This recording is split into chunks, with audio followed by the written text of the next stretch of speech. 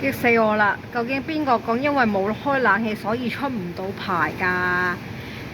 個情況係呢個發牌要我哋安裝咗個風口先交呢嗰啲咩空氣調節系統供應商證明書，同埋呢 update 個新圖。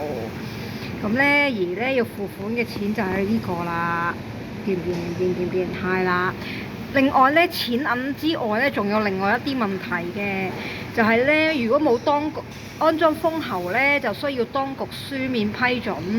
第一，我唔知個當局指係咩部門，同埋呢當局根本都冇書面批准過我或者發牌顧問去安裝。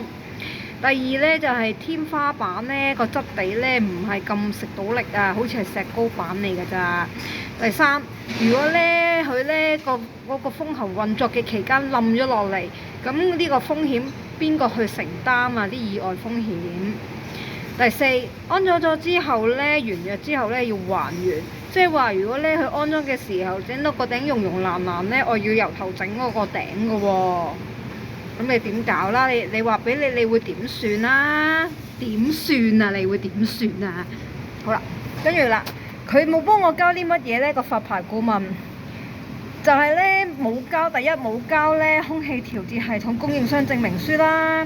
第二呢冇澄清幾樣嘢啦，3樣嘢啦。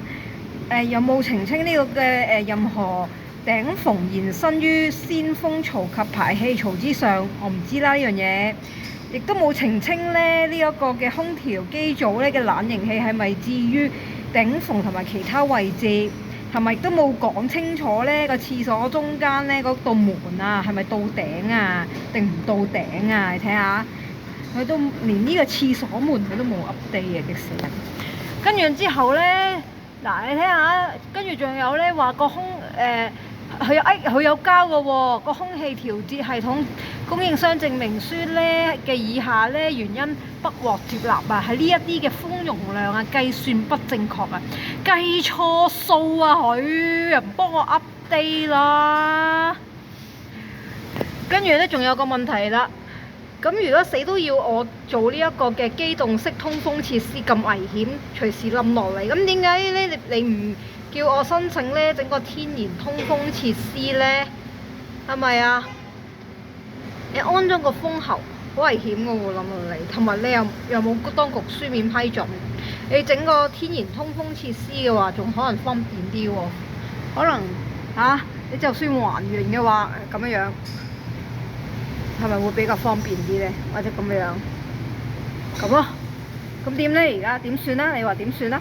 我都唔知點算喎。你呢筆錢啊，俾咗之後啊，即係同抌落鹹水海冇乜分別嘅啫喎，我仲要孭住好大風險添喎，你話係咪啦？點算啊？你話啦？